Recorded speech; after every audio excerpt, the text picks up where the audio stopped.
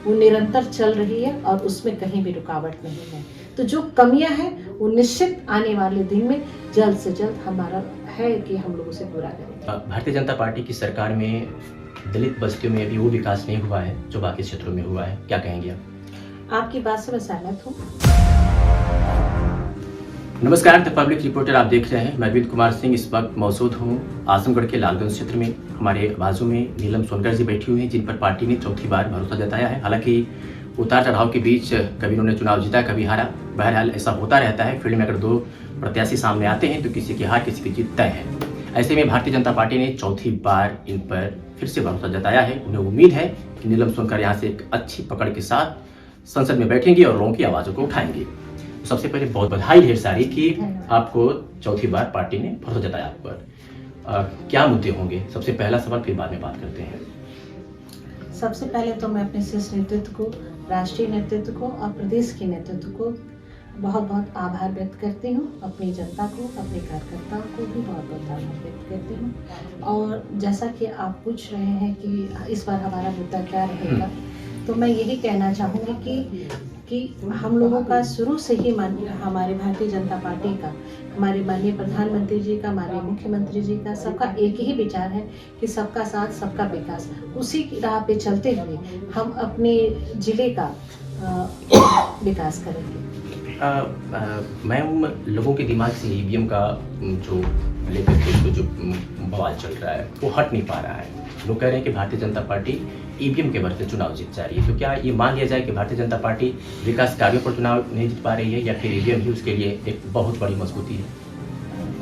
क्या कहेंगी? इस बात पे तो मैं यही कहना चाहूँगी कि अब कुछ कह नहीं पा रहे हैं तो इस बात को वो कह रहे हैं। लेकिन जब आप धरातल पे उतरेंगे और आम जनता से जब आप मिलेंगे तो आपको हमसे ज़्यादा वो बताएंगे कि हम माननीय प्रधानमंत्री जी के कार्यों से किस तरह प्रसन्न है और संतुष्ट है, और किस तरह माननीय प्रधानमंत्री जी एक एक व्यक्ति का ऐसे ख्याल रखते हैं जैसे उनके परिवार का सदस्य हो। तो अब उस इतनी करीब के साथ में रह के जब वो ध्यान रखते हैं तो फिर उनके पास कुछ और तो बचता नहीं है।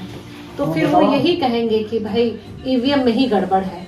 वो कभी न, वो लोग तो सिर्फ क्या बोलते हैं कि बात ही कहते हैं, सिर्फ बात विवाद ही करते रहते हैं। यहाँ तो कार्य होता है। हमारी भारतीय जनता पार्टी का एक एक कार्यकर्ता सबसे मिलता है, सारे गांव में जाता है, सबके दुख सुख को पूछता है, जहां तक हो सके हर एक कार्य करने का प्रयास करता है। इस तरह हम लोग के जितने भी भारतीय जनता पार्टी के कार्यकर्ता हैं वो जनता से एक एक करके सबसे कनेक्ट है।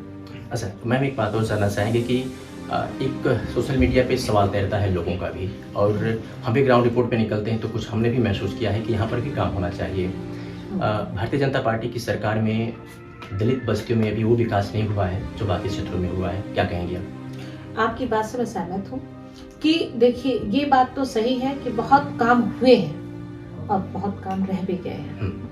लेकिन आप भी मानेंगे इस बात को कि एक साथ सभी जगह नहीं ठीक हो सकता है। लेकिन आज सबको विश्वास है कि आज मुझे आवास नहीं मिला है और या मुझे शौचालय नहीं मिला है या नहीं मिला, तो आज इनको मिला तो कल मुझे मिलेगा। आज कोई ये नहीं कह सकता कि जो पहले होता था कि अन्य पार्टियां जो कहती थी कि एक जाति विशेष को देख करके ये सारी सुख सुविधाएं देते थे, आज तो ये बंधन नहीं है।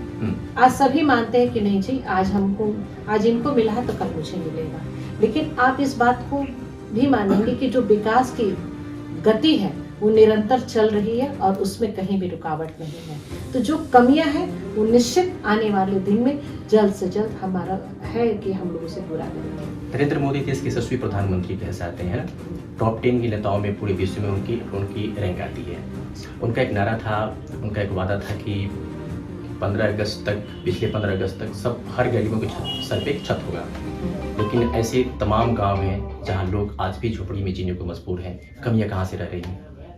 मैंने आपको कहा ना कि लगातार निरंतर उस कमियों को दूर करने का प्रयास चल रहा है और लगातार कार्य हो रहा है। लेकिन हम लोग का जो रह गया है वो भी आने वाले दिन में जल्द से जल्द वो सारी चीजें, कमियां दूर होंगी। पहले तो जो थे लोगों को भरोसा ही नहीं था कि भाई हमको मिलेगा, आज उनको आशा है कि नहीं, मेरा भी उनका हुआ तो मेरा भी हो जाएगा। माननीय प्रधानमंत्री जी एक एक का ख्याल रख रहे हैं, तो मेरा भी करें। 2024 में पूरा विपक्ष एक गठबंधन से मजबूती के साथ सामने आ रहा है। भारतीय जनता पार्टी खास करके नीलम सोनकर आजमगढ़ में कैसे, लालगंज में कैसे सामना करेंगी? मुझे तो कोई इतना कठिनाई नहीं दिख रही है और मुझे लग रहा है कि निश्चित ही यहाँ की सीट को हम लोग जीत में परिवर्तित करेंगे। और विपक्ष चाहे कुछ भी बोल ले, सिर्फ वो बोलता है, काम कुछ नहीं करता है। तो हम लोग काम भी करते हैं, लोगों से मिलते भी हैं, उनके दुख सुख को सुनते भी हैं और उनका दुख दूर करने का प्रयास भी करते हैं। तो हम लोग को उन जनता से पूरी तरह से हम लोग कनेक्ट हैं और कार्य कर रहे हैं और निश्चित ही जीत होगी। काफ़ी दिनों से आप सत्ता में हैं, बीच में एक बार चुनाव हार गई थी, सत्ता से बाहर थी, लेकिन जो प्रदेश में सड़कों की जो हालत है बेहतर है, जो मेन रोड है, मेन हाईवे हैं, लेकिन आज भी गांव में कुछ ऐसी पगडंडियां हैं जहां पर खुद एक छोटी सी गाड़ी भी नहीं पहुंच पाती है। आपके क्षेत्र में भी ऐसी कमियां देखने को मिली हैं, कैसे उसे संभालेंगे, कैसे सुदृढ़ करेंगे उसको? मैं समझती हूँ कि मेरे क्षेत्र में जब मैं सांसद थी तो मैक्सिमम रोडों को मैंने उसमें कराया था और बहुत सारी चीज़ों को खोज खोज के करा रही थी। अभी भी है, मैं मानती हूँ कि 80% तो बन चुके हैं, कहीं 10-20% रह गया होगा, उसे भी हम लोग पूरा कर लेंगे। विपक्ष कहता है कि 5 किलो राशन में सबको उलझा करके ये लोग एक लॉलीपॉप देने का भारतीय जनता पार्टी काम कर रही है। बेहतर होता है कि उनको रोजगार दिया जाए, तो अपनी रोजी रोटी की व्यवस्था खुद कर लेते हैं। तो क्या ऐसा लगता है कि आपको नहीं लगता है कि मतलब ये बेहतर प्लेटफॉर्म होगा कि उनको रोजगार दी जाए, उनको बेहतर शिक्षा दी जाए, तो ये जो 5 किलो राशन की जो बात है वो खत्म हो जाए, अपनी खुद व्यवस्था कर लेंगे? शिक्षा की बात है ना भैया, तो 10 तारीख को माननीय प्रधानमंत्री जी विश्वविद्यालय महाराज सुहेलदेव जी के विश्वविद्यालय का कर रहे हैं उद्घाटन। शिक्षा का एक बड़ा ही आयाम यहाँ पे तय हो रहा है, यहाँ पे हो रहा है और बहुत सारी चीजें। विपक्ष की बातों को कहेंगे तो बहुत सारी बातें हैं, हम उनकी किस किस बातों को जवाब देंगे, लेकिन हम कहते कि कहने की बजाय हम लोग करके दिखा रहे हैं। और आप मुझसे नहीं, आप जनता से पूछेंगे तो आपको काफी कुछ उनको संतुष्टि होगी। अगर वो न संतुष्ट होते तो माननीय प्रधानमंत्री जी 19 में नहीं जीतते, कहते कि नहीं कमी है। गठबंधन होने के बाद भी यहाँ पे उन्होंने सीट को जीता और उसके बाद आने वाले दिन में मैं समझती हूँ कि जो आप 14-19 देखे हैं उससे भी कहीं ज्यादा जो हम लोग का 400 पार का नारा है, आप देखिएगा वो भी धरातल पे होगा। शिक्षा की बात अगर आपने छेड़ दिया तो एक सवाल और जानना चाहेंगे कि ग्राउंड रिपोर्ट के जरिए हम ऐसे तमाम स्कूलों को देखते हैं जो प्राइमरी की स्कूल, जहाँ से बच्चों का भविष्य पलता है और एक बच्चों की मजबूत रीढ़ वहीं से बनती है। लेकिन तमाम ऐसे स्कूलों में ना शिक्षक समय से पहुंचते हैं और पहुंचते भी हैं तो अपनी सोशल मीडिया में व्यस्त रहते हैं, बच्चे कहीं इधर कहीं उधर खेलते हैं। तो इसे सुधारने के लिए नीलम क्या करें अपने क्षेत्र में? देखिए, मैं अपने कार्यकाल के समय में जब थी तो मैं देखती थी कि वो जो प्राथमिक विद्यालय है एक खंडहर की तरह होता था और ना वहाँ पे कोई व्यवस्था थी ना कुछ था। मैं जाती, आप भी देखते होंगे, मुझे बहुत तकलीफ होती थी। मैं HRD की मेंबर थी, उस समय स्टैंडिंग कमेटी में थी। मैं इस बात को रेस की थी, उनके ड्रेस को लेकर के, उनके खाने पीने को लेकर के, सारी चीज़ों को मैंने उस समय किया था और उस समय उसको नोटेड भी किया गया था और उस पर काम भी हुआ। आज आप देख रहे हैं कि जितने भी प्राइमरी विद्यालय हैं साफ सुथरा करके, रंगाई पुताई करके, बच्चों को खाने की व्यवस्था करके, आप जो शिक्षक की बात कह रहे हैं, तो अगर एक बात बताइए, अगर हम, ये तो हमारी कमी हो गई ना कि हमारे जो शिक्षक हैं अगर वो सारी व्यवस्था देने के बाद, सरकार सब व्यवस्था देने के बाद विद्यालय अच्छे हो, बच्चों को खाने पीने का हो, बच्चों को बैठने का हो, बच्चों के ड्रेस, काफ़ी सारी चीज़ें हो, तो जो शिक्षक नियुक्त होता है, हम ही आप में से तो कोई होते हैं, उनकी भी खुद मॉरल जिम्मेदारी होनी चाहिए कि मैं ऐसा ना करके मैं भी अपने बच्चों का, ये सभी शिक्षक नहीं करते हैं। जिस कुछ लोगों की जो आप बात कर रहे हैं, मैं उनके लिए कह रही हूँ कि उन्हें भी इस जिम्मेदारी को समझना चाहिए और बच्चों के भविष्य को ख्याल रखना चाहिए। ना समझते हैं तो उसके लिए क्या करते हैं? उसके खिलाफ फिर कार्रवाई होगी। माननीय मुख्यमंत्री जी के बारे में तो कहना ही नहीं है, जब उनके संज्ञान में बात आएगा तो वो अपना कदम उठाएंगे ही। चलिए, आखिरी सवाल आपसे, ऐसा आपने पिछले कार्यकाल में क्या किया है कि फिर से एक बार नीलम सोनकर को लोग लोकसभा भेजेंगे? आप इसी 4 लेन से आए हैं, माननीय गडकरी जी के द्वारा ये रोड मिला था, जिसके लिए मैंने बहुत प्रयास किया था। ये 4 लेन जो यहाँ बनारस से टांडा जा रहा है तो उसका हुआ था। मंदिर से लेके मोहम्मदपुर का रोड है आपके सामने, और सभी धर्मस्थलों पे 10 करोड़ रुपए का लाई थी। और तमाम ऐसे जो छोटे छोटे कार्य जिसको कह सकते हैं, चाहे रोड का हो, लाइट का हो, चाहे बहुत सारी चीज़ें उस समय मैंने किया था। इसमें एक रह गया था मेरा रेलवे वाला, जिसको मैंने सर्वे कराया था, क्योंकि सर्वे कराना भी एक बहुत ही कठिन कार्य था उस समय कि भाई, लेकिन मैंने उसके लिए किया था, सर्वे भी हुआ, सब कुछ हुआ।